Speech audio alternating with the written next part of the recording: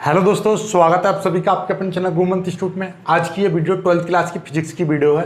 Physics में आपका lesson 7 प्रत्यावर्ती धारा चैप्टर चल रहा था, जिसके हमने 3 भाग अपलोड कर दिए हैं। आज का भाग चौथा है और इसमें आज आपके बहुत ही महत्वपूर्ण टॉपिक हैं। 4 टॉपिक क्लियर होंगे, बहुत ही बड़े बड़े टॉपिक हैं। प्रत्यावर्ती धारा परिपथ में शक्ति अथवा सामर्थ्य करेंगे हम, इसके व्यंजक के साथ में इसको समझेंगे।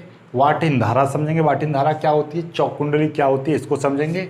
और फिर प्रत्यावर्ती धारा जनित्र, इसकी सचित्र वर्णन करेंगे, इसका क्रियाविधि, इसकी संरचना और इसका सिद्धांत वगैरह सब कुछ करेंगे। तो एक एक करके सभी टॉपिकों को क्लियर करते हैं। तो सबसे पहले हम समझते हैं एसी प्रत्यावर्ती यानी प्रत्यावर्ती परिपथ में शक्ति अथवा सामर्थ्य। क्या पहला जो टॉपिक लिया है हमने, क्या लिया है, प्रत्यावर्ती परिपथ में शक्ति अथवा जो सामर्थ्य आप बोलते हो, पावर। ठीक है, तो पावर निकालते हैं। देखिए पावर क्या होती है, यानी कि जैसे कि हमारे प्रत्यावर्ती धारा परिपथ थे, जैसे कोई परिपथ था जिसमें आपका आल लगा है, कोई परिपथ था हमने कल पढ़ाए थे ना प्रत्यावर्ती धारा परिपथ, जिसमें किसी में सी लगा होता है तो किसी में आपका इस तरीके से एल यानी प्रेरकत्व लगा होता है। तो किसी में ये दो दो चीज़ लगी होती हैं, जैसे मान लीजिए ये एक परिपथ और ये लगा हुआ है, यानी आर और सी लगा हुआ है। मतलब कोई भी परिपथ हो सकता है, सी आर हो सकता है, एल सी हो सकता है और आपका एल सी आर परिपथ हो सकता है। ये परिपथ मैंने पढ़ा भी दिए हैं आपको। यानी इन परिपथ के प्रत्येक अवयव में जब हम धारा प्रवाहित करते हैं तो इनके द्वारा कुछ ना कुछ ऊर्जा में हानि हो जाती है, यानी कुछ ना कुछ ऊर्जा खर्च हो जाती है।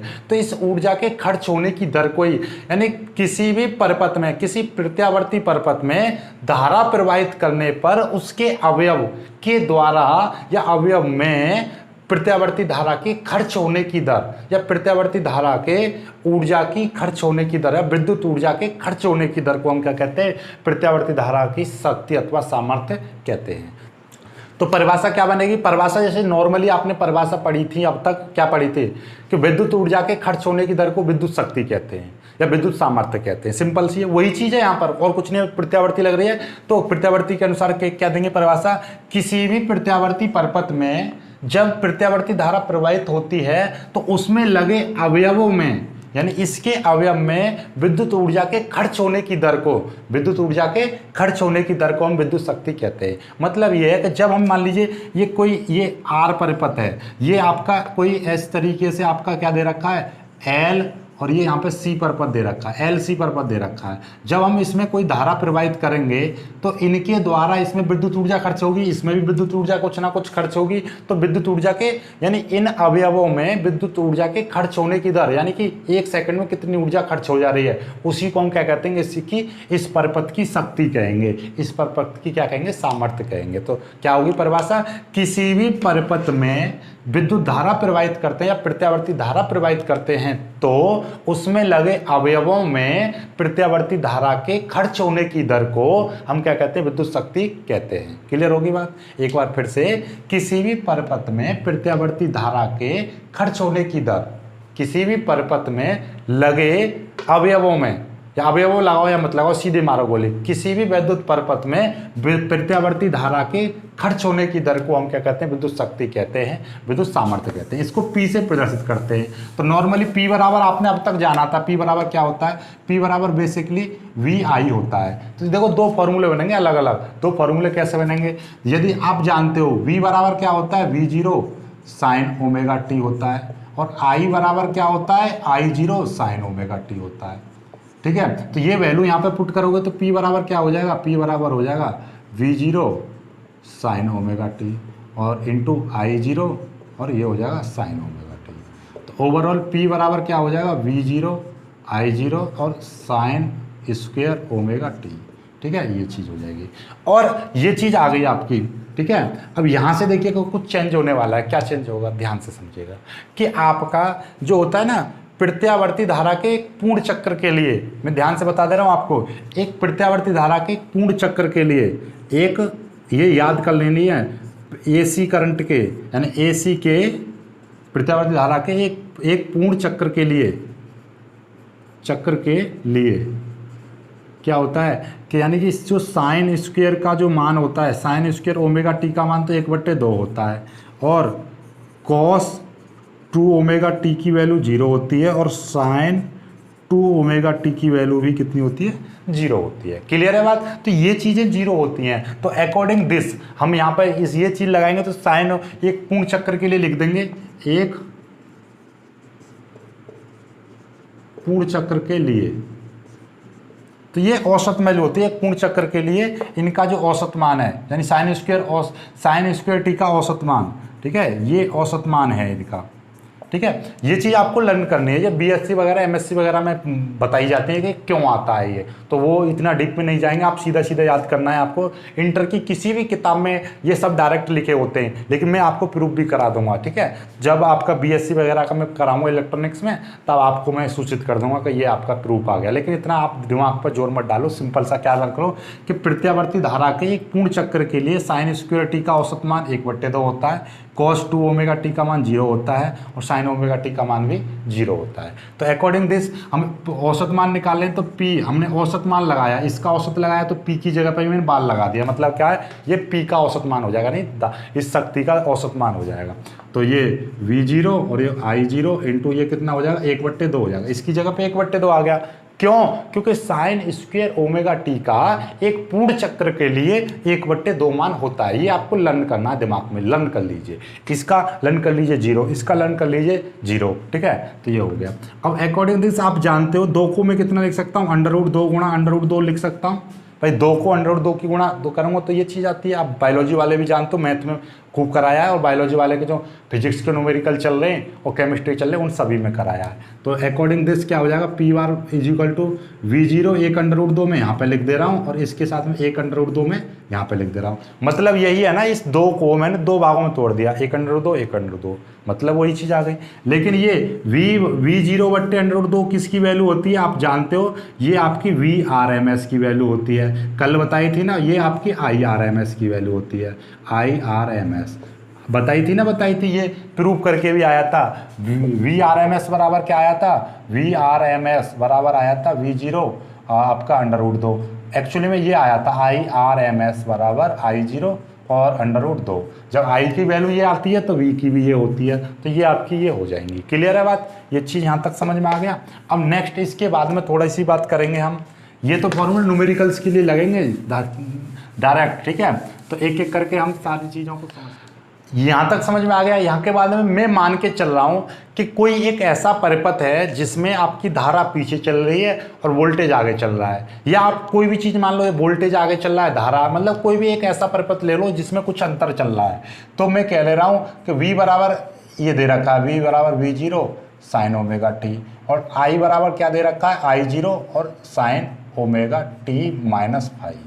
आप माइनस लगाना चाहो माइनस लगा दो, प्लस लगाना चाहो प्लस लगा लो, आपकी मर्जी है। मतलब ये है कि एक V है और एक I है, इनमें से किसी को भी एक को आगे मान लो, एक को पीछे मान लो। ठीक है, मैंने इसमें क्या है कि V को आगे मान लिया है और धारा को पीछे मान लिया है, कोई दिक्कत नहीं, आप कुछ भी मान लो। ठीक है, तो देखिएगा हम इसको क्या करेंगे, अब हम P निकालेंगे तो P बराबर क्या है, VI होता है।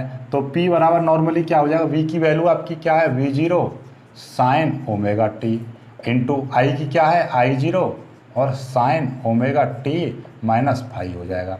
आप जानते हो साइन A - B का फॉर्मूला क्या होता है, साइन A - B का होता है sine A cos B minus cos A और साइन B, ये फॉर्मूला होता है। अकॉर्डिंग दिस इसको खोलो, इसको खोलेंगे तो ये मैंने A मान लिया और ये हो जाएगा B, तो क्या हो जाएगा फॉर्मूला के अकॉर्डिंग, ये देखिएगा, ये तो आपका V0 साइन ओमेगा टी और ये आपका I0 है, और ये मैं खोल दे रहा हूँ अंदर अंदर, साइन A यानी ओमेगा टी और कॉस B यानी कि फाई माइनस कॉस A यानी कॉस ओमेगा टी और into sine B sine phi, ये चीज़ आ जाएगी।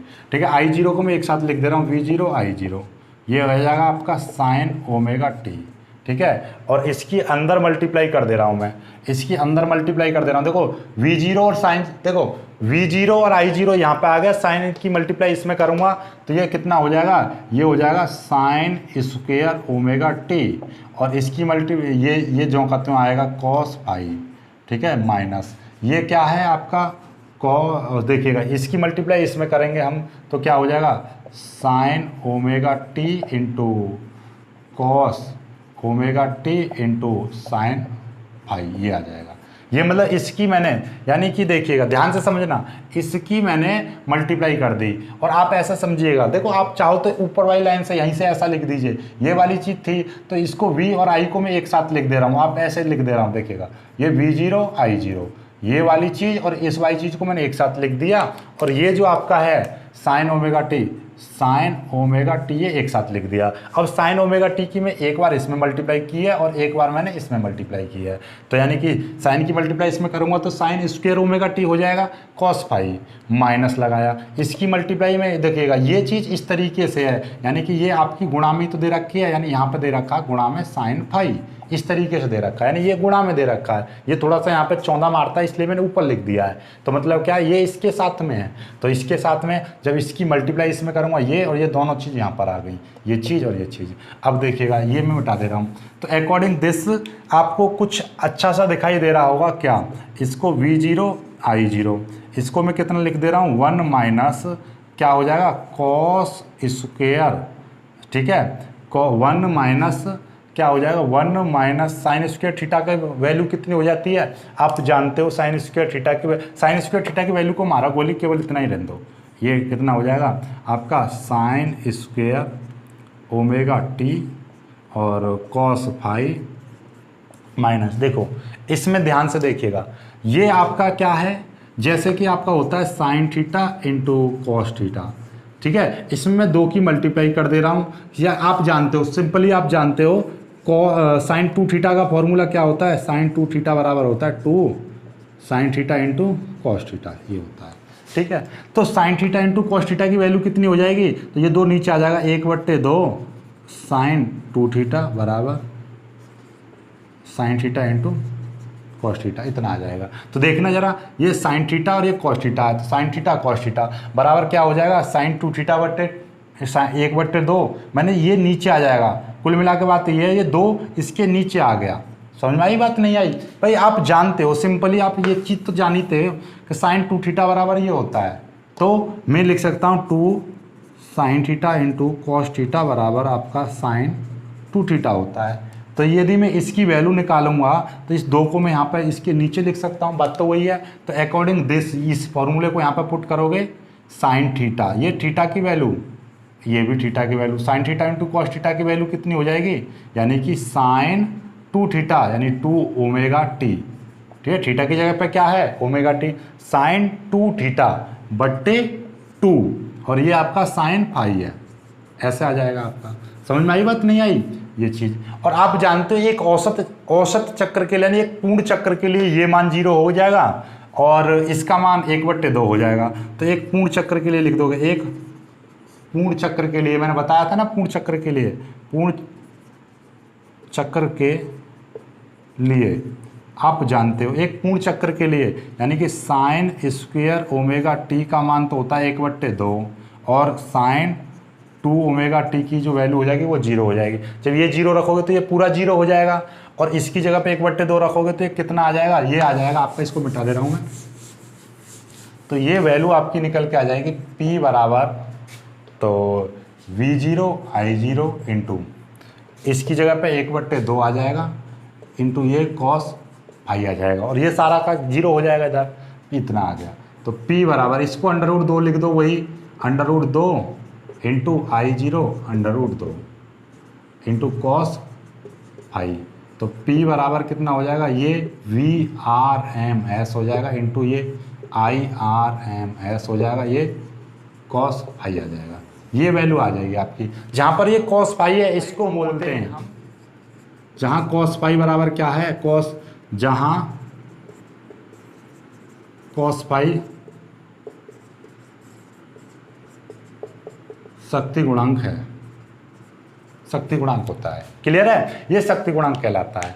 अब नेक्स्ट हम बात करेंगे इसके, इसको स्क्रीनशॉट लेना, जिसको कुछ भी समझ में नहीं आया हो तो वीडियो को पीछे करना, पूरा देख लेना। एक बार मैं फिर से आपको बता दूं, देखिएगा ये फॉर्मूला खोला है हमने, देखिएगा ये फॉर्मूला कैसे खोला है कि साइन ए कॉस बी बी की जगह पे, फिर minus cos A sine B यानी कि साइन फाई। अब मैंने इसकी मल्टीप्लाई कर दी, इसमें मल्टीप्लाई करूँगा साइन स्क्वायर ओमेगा टी हो जाएगा कॉस फाई, इसकी मल्टीप्लाई यानी कि ये तीनों आ जाएंगे। अब मैंने इसका फॉर्मूला बना दिया, क्या, sine theta into cos theta. यदि 2 होता तो 2 sine theta into cos theta, sine 2 theta क्या जाता, लेकिन 2 नहीं है तो इसलिए मैंने 2 का इसमें डिवाइड कर दिया, सिंपल सी बात है। ये नीचे आ गया ये चीज़, इसकी वैल्यू 0 होती है तो ये 0 हो जाएगा, और इसकी वैल्यू 1/2 होती है, पूर्ण चक्र के लिए ये चीज़ आ जाएगी आपकी। ठीक है, अब यहाँ से हम कुछ चीज़ निकाल रहे हैं, tan फाई निकालेंगे, जेड निकालेंगे इसका। ठीक है, देखिएगा, आप जानते हो LCR परपथ के लिए क्या होता है, LCR परपथ के लिए क्या होता है आपका, tan फाई बराबर होता है आपका XL इक्वलेंस या XL माइनस XC बट्टे R, ये होता था सिंपली। तो मतलब क्या है आपका, इस तरीके से बनाते थे हम, तो ये क्या था आपका लंब बट्टे आधार, यानी कि इस वाली चीज़ पर तो था आपका XL माइनस XC, ये था आपका R। ठीक है, तो आप यहाँ से ये चीज़ कॉस निकालोगे, ये फाई यहाँ पर निकालोगे, कॉस फाई बराबर क्या हो जाएगा, कॉस फाई बराबर नॉर्मली आपको जानते हो क्या कि ये देखिएगा tan बराबर होता है आपका, tan थीटा बराबर होता है जैसे LAL बट्टे KAA। ठीक है, ये अकॉर्डिंग दिस निकालेंगे हम, देखो समझो जरा ध्यान से, क्या कि ये होता है साइन थीटा, ये होगा कॉस थीटा, ये तो tan थीटा बराबर होता है लंब बट्टे आधार, tan थीटा बराबर होता है लंब बट्टे आधार, और आपका कॉस थीटा बराबर होता है आपका आधार बट्टे कर्ण, और आपको ये दिखाई देता है ये R है, ये XL माइनस है, तो ये कर्ण कितना हो जाएगा, आप कर्ण निकालोगे, और कर्ण बराबर होता है आपका, कर्ण बराबर क्या होता है, कर्ण बराबर होता है आधार का स्क्वायर प्लस लंब का स्क्वायर। ठीक है, यही चीज़ होती है कर्ण बराबर। तो आपको ये चित्र बनाने की जरूरत ही नहीं पड़ेगी, देखिएगा यहीं से आपका हो जाएगा क्या, कॉस फाई। देखिएगा नीचे क्या, कॉस में ऊपर तो आधार आएगा, तो ये जो tan थीटा में आधार नीचे होता है ये ऊपर आ जाएगा, तो ये आधार है यहाँ पर, और ये आपका क्या है, लंब है, तो आधार कॉस थीटा में आधार ऊपर आएगा, तो आधार यानी R तो ऊपर आ जाएगा। अब नीचे क्या आएगा, नीचे आपका कर्ण आएगा, और कर्ण बराबर क्या होता है, अंडर रूट में आधार का स्क्वायर प्लस लंब का स्क्वायर, तो अंडर रूट में आधार का स्क्वायर यानी कि R का स्क्वायर प्लस लंब का स्क्वायर यानी कि XL माइनस XC का स्क्वायर। और ये वैल्यू किसकी होती थी, ये वैल्यू आपकी उसमें LCR परपथ में ये सारी की सारी वैल्यू Z की थी, कल हमने पढ़ाया था, ये Z यानी प्रतिबाधा का फॉर्मूला था। क्लियर है, तो ये आपका निकल आया, तो ये शक्ति गुणांक का फॉर्मूला पूछे तो ये कॉम्पिटिटिव एग्जाम के लिए है, ये बाकी इंटर में कुछ नहीं आने का यहाँ से। ठीक है, इंटर में कुछ नहीं आने का यहाँ से, इतना ज़्यादा ध्यान मत देना इस पर। ठीक है, क्लियर हो गया बात, इंटर में कोई इस पर ज़्यादा विशेष ध्यान मत देना। आगे बढ़ते हैं अगले सवाल पर, देखिएगा ये तो क्लियर हो ही गया आपको। अब देखिएगा आगे की हम बात करते हैं, अब समझते हैं वाटहीन धारा क्या होती है।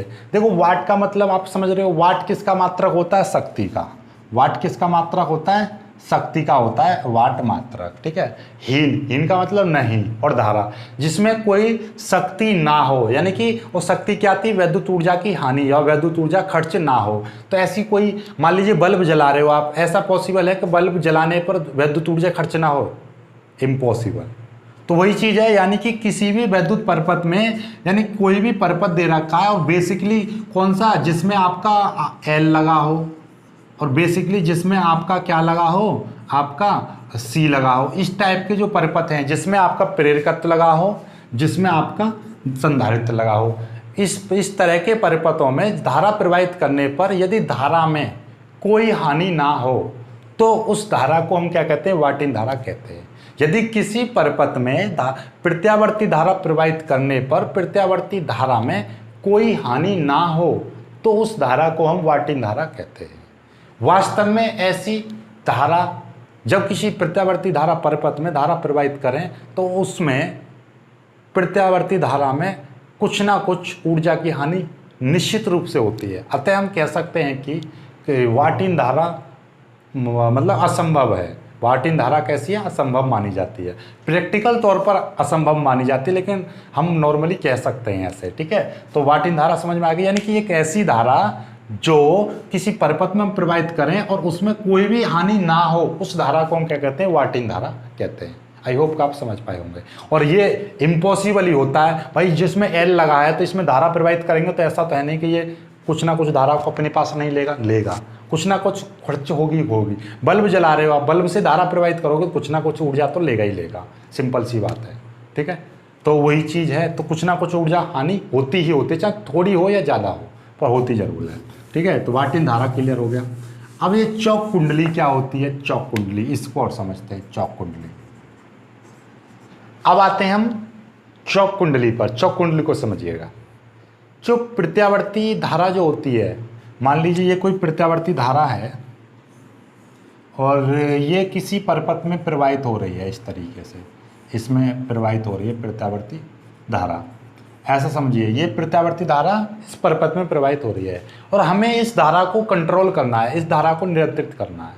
तो किसी भी प्रत्यावर्ती परिपथ में प्रवाहित होने वाली प्रत्यावर्ती धारा को नियंत्रित करने के लिए हम एक कुंडली का इस्तेमाल करते हैं, यानी एक प्रतिरोधहीन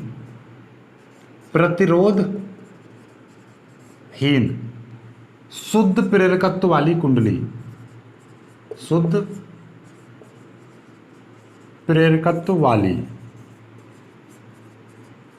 कुंडली उपयोग में लाई जाती है। क्या, ध्यान से समझ लेना, यानी कि किसी प्रत्यावर्ती धारा को नियंत्रित करने के लिए प्रतिरोधहीन शुद्ध प्रेरकत्व की कुंडली काम में लाई जाती है, उपयोग में लाई जाती है, जिसका प्रतिरोध कैसा हो, शून्य हो। प्रतिरोधहीन का मतलब क्या, उसका शून्य हो। तो ऐसी कोई कुंडली बनाना संभव है जिसका प्रतिरोध शून्य हो? आप कहोगे नहीं। क्यों?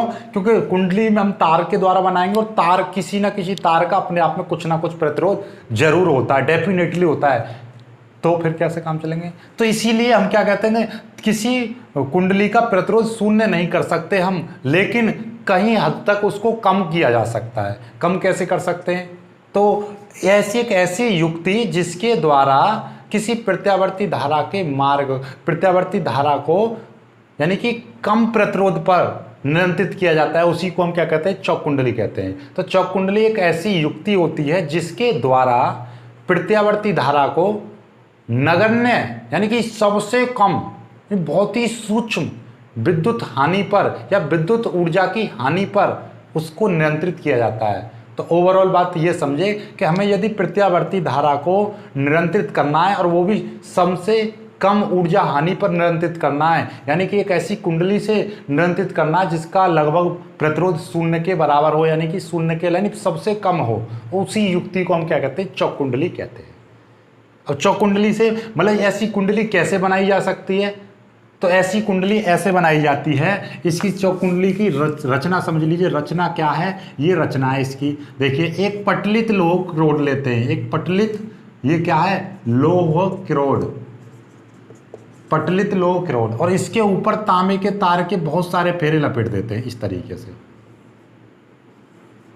तांबे के तार के, विद्युत रोधी तांबे के तार के बहुत सारे फेरे लपेट दिए जाते हैं इस तरीके से, और फिर इसको हम उससे जोड़ देते हैं परपथ से। समझ में आई बात? तो मतलब क्या है कि लोहे की किरोड के ऊपर विद्युत रोधी तांबे के तार के बहुत सारे यानी कि बहुत फेरे लपेटकर एक कुंडली बनाई जाती है, उसी को हम क्या कहते हैं, चौक कुंडली कहते हैं। क्लियर है? तो ये चौक कुंडली मतलब इस पर तो तांबे के तार के बहुत सारे फेरे लपेट दिए जाते हैं। और आप जानते हो तांबे के तार, हम घरों में तांबे का तार यानी कॉपर का वायर क्यों यूज करते हैं? क्योंकि उसका प्रतिरोध बहुत कम होता है, प्रतिरोध बहुत ज़्यादा कम होता है तांबे के तार का, तो इसलिए हम बहुत ज़्यादा तांबे के तार के फेरे लपेट देते हैं, इसका प्रतिरोध काफ़ी हद तक कम हो जाता है। तो इसी युक्ति को हम क्या कहते हैं, चौक कुंडली कहते हैं, और इसी के द्वारा प्रत्यावर्ती धारा नियंत्रित हो जाती है। तो प्रत्यावर्ती धारा का जो नियंत्रक होता है, रेओस्टेट जो होता है, उसमें तांबे के तार लगाए जाते हैं और उसका प्रतिरोध काफ़ी हद तक कम किया जाता है। क्यों? क्योंकि जब ये धारा को नियंत्रित करे तो इसमें ऊर्जा की हानि बिल्कुल भी ना हो, यानी बिल्कुल ऐसा तो हो ही नहीं सकता कि ऊर्जा की हानि ना हो, लेकिन काफ़ी हद तक बहुत कम ऊर्जा खर्च होती है, बहुत बहुत बहुत कम ऊर्जा खर्च होती है। तो इसीलिए हम कह सकते हैं कि इसका जो प्रतिरोध होता है लगभग नगण्य होता है। कैसा होता है? नगण्य मान लिया जाता है। इसमें ऊर्जा की जो हानि होती है वो भी कितनी होती है, नगण्य होती है, यानी कि लगभग शून्य के बराबर होती है। आई होप कि आपको चौक कुंडली समझ में आ गई होगी। चौक कुंडली एक ऐसी डिवाइस होती है, ऐसी युक्ति होती है, एक चौकुंडली एक ऐसी युक्ति होती है जिसके द्वारा किसी प्रत्यावर्ती परपथ की प्रत्यावर्ती धारा को कम ऊर्जा पर यानी कि लगभग नगण्य ऊर्जा पर नियंत्रित किया जा सकता है। प्रत्यावर्ती चौकुंडली के द्वारा प्रत्यावर्ती धारा को बहुत कम ऊर्जा हानि पर या नगण्य ऊर्जा हानि पर, लगभग शून्य के बराबर हानि पर उसको नियंत्रित किया जा सकता है। यानी कि सबसे कम ऊर्जा हानि पर प्रत्यावर्ती धारा को नियंत्रित करने वाली युक्ति को हम चौकुंडली कहते हैं। और चौकुंडली बनाई कैसे जाती है? वो ऐसे बनाई जाती है, एक पतली लोहे की रॉड ले लो, जैसे ये कार्डबोर्ड का कड्डा है, कार्डबोर्ड का ले लीजिए, इस पर आपने तार लपेट दे जाओ, तो ये कार्डबोर्ड नहीं लोगे, ये लोहे की पतली लोहे की रॉड लोगे, ठीक है, तो उस पर आप लपेट कर बना सकते हो। अब आते हैं अपने नेक्स्ट टॉपिक पर चलते हैं। ये टॉपिक क्लियर हो गया है, टॉपिक समझ में आ रहे हैं तो वीडियो को लाइक कर देना और अपने दोस्तों तक शेयर कर देना। अब नेक्स्ट टॉपिक पर चलते हैं। नेक्स्ट टॉपिक है आपका प्रत्यावर्ती धारा, वैद्युत जनित्र या आपका प्रत्यावर्ती धारा डायनामो। ये क्या होता है? वैद्युत जनित्र एक ऐसी युक्ति होती है या एक ऐसा साधन होता है जिसके द्वारा हम यांत्रिक ऊर्जा को वैद्युत ऊर्जा में कन्वर्ट करते हैं या वैद्युत ऊर्जा में चेंज करते हैं। तो ये क्या कहेंगे कि वैद्युत जनित्र या प्रत्यावर्ती धारा डायनामो एक ऐसी युक्ति होती है जिसके द्वारा यांत्रिक ऊर्जा को वैद्युत ऊर्जा में बदला जाता है, जिसके द्वारा यांत्रिक ऊर्जा को वैद्युत ऊर्जा में बदला जाता है। क्लियर है? कॉम्पिटिटिव एग्जाम का प्रश्न बन जाएगा, यांत्रिक ऊर्जा को वैद्युत ऊर्जा में बदलने वाली युक्ति को क्या कहते हैं? आप कहोगे प्रत्यावर्ती धारा जनित्र, या आप कहोगे प्रत्यावर्ती धारा डायनामो, या ओनली डायनामो भी बोल सकते हो, या जनित्र बोल सकते हो। जिसको आप जनरेटर कहते हो, जनरेटर वही है ये, ठीक है। जनरेटर क्या है कि उसमें एक इंजन लगा होता है, इंजन जब घूमता है तो उसके द्वारा एक कुंडली घूमती है, उसमें एक मोटर होती है जो विद्युत धारा बनाती है। तो उसके अंदर बेसिकली होता क्या है कि उसके अंदर चुंबक होती है, उसके अंदर कुंडली होती है, वो घूमती है, घूमने के कारण उसमें क्या हो जाती है, वो धारा उत्पन्न करती है। शादी ब्याह में देखा होगा जनरेटर चलता है वो, ठीक है। ये आ गया समझ में। अब इसका सिद्धांत समझते हैं, इसका सिद्धांत, फिर सिद्धांत के बाद में हम समझेंगे संरचना। सिद्धांत देखिएगा, सिद्धांत समझेंगे फिर इसकी संरचना समझेंगे, ठीक है। संरचना में भैया 4 भाग होते हैं। संरचना में कितने भाग होते हैं? इसके 4 भाग होते हैं। 4 भागों को भी हम बात करेंगे। पहले हम इसकी सिद्धांत को पढ़ते हैं। सिद्धांत क्या है? इसका सिद्धांत वही है, विद्युत चुंबकीय प्रेरण पर आधारित है। इसका सिद्धांत मतलब क्या है? जब किसी यानी कि वैद्युत जनित्र का सिद्धांत है, जब किसी कुंडली को किसी प्रबल चुंबकीय क्षेत्र के भीतर रखकर तेजी से घुमाया जाता है तो इसका फ्लक्स परिवर्तित होता है, जिसके कारण इसमें एक प्रेरित विद्युत वाहक बल उत्पन्न हो जाता है। और यदि ये कुंडली किसी परपथ से जोड़ दी जाती है तो इसमें एक प्रेरित धारा भी उत्पन्न हो जाती है, जिसे हम प्रेरित धारा कहते हैं। और यही धारा हमें उत्पन्न करनी होती है। यानी कि वैद्युत जनित्र एक कैसा उपकरण होता है जो यांत्रिक ऊर्जा को किस में बदल दे? वैद्युत ऊर्जा में बदल दे, यानी कि वैद्युत धारा उत्पन्न कर देगा ये। तो इसको मतलब क्या है कि इसका सिद्धांत इसी बात पर आधारित है, विद्युत चुंबकीय प्रेरण पर आधारित है। विद्युत चुंबकीय प्रेरण क्या होता है? वही है जब किसी कुंडली को प्रबल चुंबकीय क्षेत्र में रखकर तेजी से घुमाया जाता है तो इसके द्वारा प्रेरित विद्युत वाहक बल अथवा प्रेरित धारा उत्पन्न हो जाती है। प्रेरित विद्युत वाहक बल अथवा प्रेरित धारा उत्पन्न हो जाती है। केवल इतना है इसका सिद्धांत। तो क्लियर हो गया इसका सिद्धांत क्या है कि जब किसी कुंडली को प्रबल चुंबकीय क्षेत्र के बीच रखकर तेजी से घुमाया जाता है तो इससे इसका चुंबकीय फ्लक्स परिवर्तित हो जाता है, जिससे इसमें एक प्रेरित विद्युत वाहक बल अर्थात एक प्रेरित धारा उत्पन्न हो जाती है। क्लियर है? इतना सिद्धांत लिखना है। अब नेक्स्ट आते हैं इसकी संरचना पर। संरचना में क्या है कि इसके यानी प्रत्यावर्ती धारा जनित्र अथवा प्रत्यावर्ती धारा डायनामो में 4 भाग होते हैं। इसकी संरचना में लिखोगे इसमें कितने भाग होते हैं? 4 भाग होते हैं। चारों भागों को फिर करते हैं, फिर इसकी क्रियाविधि समझते हैं। तो देखिएगा 4 मुख्य भाग होते हैं। कितने भाग होते हैं? 4 मुख्य भाग होते हैं। पहला होता है आपका क्षेत्र चुंबक। क्या होती है? क्षेत्र चुंबक। और दूसरा भाग होता है इसका आपका दिखाई दे रहा है आर्मेचर कुंडली। आर्मेचर कुंडली अभी सभी कुछ बताएंगे, बिल्कुल टेंशन मत लो। आर्मेचर कुंडली। तीसरा भाग होता है इसका सर्पी वलय। सर्पी वलय। और चौथा आपका भाग होता है आपका ब्रूस। ये 4 भाग होते हैं केवल, ओनली, यानी प्रत्यावर्ती धारा जनित्र में कितने भाग होते हैं? 4 भाग होते हैं आपके। अब चारों भागों को समझो। क्षेत्र चुंबक क्या होती है? यानी कि यह एक शक्तिशाली चुंबक होता है, यह एक शक्तिशाली चुंबक NS होती है। इसका काम प्रबल चुंबकीय क्षेत्र उत्पन्न करना होता है। किसका? क्षेत्र चुंबक का। ये नहीं, 2 चुंबक रखी हुई हैं, यानी प्रबल चुंबक होती हैं, ये शक्तिशाली चुंबक NS। और इसके चुंबकीय क्षेत्र की दिशा N से S की ओर होती है। किधर होगी इसके चुंबकीय क्षेत्र की दिशा? ऐसे होगी, इस टाइप से, इधर इस तरीके से होगी। ठीक है, ये क्या है? आपकी चुंबकीय क्षेत्र की दिशा, और ये एक समान चुंबकीय क्षेत्र जनरेट करता है। तो क्षेत्र चुंबक का काम समझ में आया? यानी यह एक शक्तिशाली चुंबक NS होती है जिसका काम प्रबल चुंबकीय क्षेत्र उत्पन्न करना होता है। यह इसके द्वारा उत्पन्न चुंबकीय क्षेत्र की दिशा N से S की ओर होती है। इतनी लिखनी है थ्योरी केवल। अब आती है आर्मेचर कुंडली। यह एक ABCD, यह एक आयताकार कुंडली ABCD होती है। यह एक आयताकार कुंडली ABCD होती है जो कच्चे लोहे के ऊपर तांबे के तार के अनेक फेरे लपेटकर बनाई जाती है। ध्यान से समझना, जो ये कैसे बनाई जाती है? कच्चे लोहे के ऊपर तांबे के तार के बहुत से, यानी कि अनेक फेरे लपेटकर बनाई जाती है। लपेटकर बनाई जाती है। तो समझ में आ गई? इसी को हम आर्मेचर कुंडली भी कहते हैं। इसको आर्मेचर कुंडली भी कहते हैं। तो मतलब आर्मेचर कुंडली क्या है? आप एक बार फिर से बोलिएगा। तो आर्मेचर कुंडली समझ में आई? एक बार फिर से समझ लीजिए आर्मेचर कुंडली क्या है। कि यह एक आयताकार ABCD कुंडली होती है जो तांबे के, यानी जो कच्चे लोहे के ऊपर तांबे के तार के अनेक फेरे लपेटकर बनाई जाती है। यह कुंडली अनेक फेरे लपेटकर बनाई जाती है।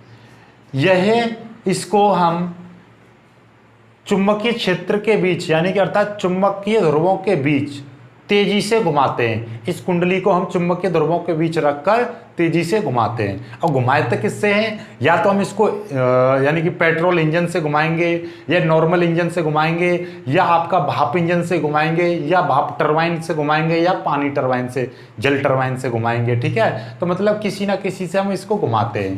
क्लियर है बात? तो एक बार फिर से, आर्मेचर कुंडली क्या होती है? यह एक आयताकार ABCD कुंडली होती है जो कच्चे लोहे के ऊपर तांबे के तार के अनेक फेरे लपेटकर बनाई जाती है।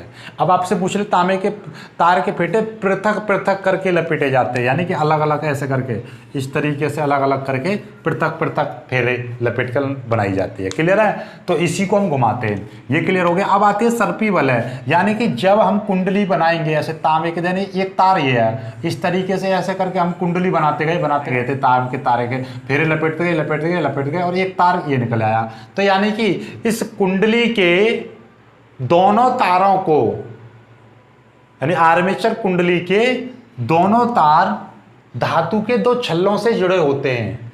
दोनों तार धातु के 2 छल्ले S1 व S2 से जुड़े होते हैं, जिन्हें हम वलय या सर्पी वलय कहते हैं। यह आर्मेचर कुंडली के साथ घूमते हैं। ये घूमते हैं भैया, ये वलय घूमते हैं, दोनों को दोनों लगातार टक टक टक टक टक करके घूमते हैं। ठीक है, एक बार फिर से बोल दीजिए, ये क्या है? वलय क्या है? वलय है आपके कि तार, यानी कि कुंडली के तार, दोनों तार के सिरे 2 धातु के छल्ले से जुड़े रहते हैं जो कुंडली के साथ घूमते हैं। इन्हीं को हम सर्पी वलय कहते हैं। अब नेक्स्ट आपका आता है बुर्स को समझते हैं। ये बुर्स क्या होते हैं? बुर्स को समझिएगा। बुर्स क्या है? बुर्स है आपका, यानी कि ये सर्पी वलय S1 व S2 2 तांबे की पत्तियों से जुड़े, पत्तियां B1 व B2 से जुड़े रहते हैं। यह है सर्पी वलय या सर्पी वलय S1 व S2 2 तांबे की स्थिर पत्तियों B1 व B2 से जुड़े रहते हैं, जिन्हें हम ब्रुश कहते हैं। ये स्थिर रहते हैं, ये भैया ये नहीं घूमते, पर ये इससे सटे रहते हैं। S1 और S2 तो घूमते रहते हैं, ये घूमते रहते हैं, तभी इसमें करंट, यानी यहाँ का करंट इसमें पहुँच जाता है ऐसे करके, ये इसमें आ जाता है, इस तरीके से घूमता है। ठीक है, तो ये इसका क्लियर हो गया, बात समझ में आ गई बात। तो यानी कि ये इसकी संरचना होगी। अब इसकी क्रियाविधि समझेंगे, क्रियाविधि क्या है। ठीक है, देखिएगा, इसको मिटा दे रहा हूँ। क्रियाविधि, क्रियाविधि देखिए बहुत सिंपल है कि ऐसा समझिएगा, देखो ये आपके पास में क्या है, सपोज दैट ये कुंडली है, ये चुंबकीय क्षेत्र कुंडली में ऐसे रखी हुई है, और ये सिरा आपका ए और बी है, ये ए है ये बी है। जब ये कुंडली दक्षिणावर्त घूम रही होती है इस तरीके से, तो ये वाला सिरा नीचे जा रहा होता है, ये वाला सिरा ऊपर आ रहा होता है। तब इस कुंडली में हमने माना कि ये जब ये कुंडली का सिरा ऊर्ध्वाधर है या इस तरीके से रखी हुई है ये, तो तब हमने माना कि ये जो B1 सिरा है, ये B2 सिरा है, इसका ये धनात्मक है और B1 सिरा ऋणात्मक है। यानी कि कुंडली का ऊर्ध्वाधर होने पर इसका जो सिरा है, यानी कि A और B, A और D सिरा ऊपर खड़ा होने पर, अर्थात ऊर्ध्वाधर होने पर माना कि B सिरा इसका पॉजिटिव है और B1 सिरा नेगेटिव है, हमने मान लिया। ठीक है, तब जब ये कुंडली घूमना प्रारंभ करती है, अर्थात इसका AD सिरा नीचे की ओर जाता है और BC सिरा ऊपर की ओर आता है, तो ये सिरा बदलकर, यानी कि जब देख एक समय ऐसा आएगा, यानी कि ये इस तरीके से, जब ये कुंडली का जो पूरा एरिया है इस चुंबकीय क्षेत्र की दिशा में ऐसे आ जाएगा, यानी कि इसके आपका चुंबकीय क्षेत्र की दिशा में आ जाएगा, तो इसमें कोई धारा नहीं रहेगी, तो मतलब क्या है, इसका धारा का मान शून्य हो जाएगा। ओवरऑल बात यह है कि यानी एक बार ये धनात्मक यहाँ से स्टार्ट हो रही है धारा, ऐसा समझिएगा, यानी 0 से स्टार्ट हो रही है। अभी देखिएगा ये आपका इस तरीके से रखा हुआ है, तो मतलब क्या है, ये आपका बिल्कुल कुछ भी नहीं है, यानी कि ये दोनों के दोनों, मान लीजिए सपोज दैट कि ये दोनों के बीच में आपका ऐसा समझिएगा कि कोई भी धारा नहीं है। जब ये अपना घूमना प्रारंभ करती है तो धारा का मान ऐसे ऐसे बढ़ेगा, यानी कि इस तरीके से मैं मान ले रहा हूँ। ठीक है, धारा का मान इस तरीके से बढ़ेगा, बढ़ता जाएगा बढ़ता जाएगा बढ़ता जाएगा, यहाँ तक बढ़ गया। फिर उसके बाद में ये क्या होगा, देखिएगा एक समय ऐसा आएगा कि ये घूम के बाद में इस तरीके से जाएगी, फिर ये ऊपर की ओर बढ़ेगी, यानी दूसरी दिशा में इस तरीके से नीचे को उतरेगा, फिर ये 0 हो जाएगा।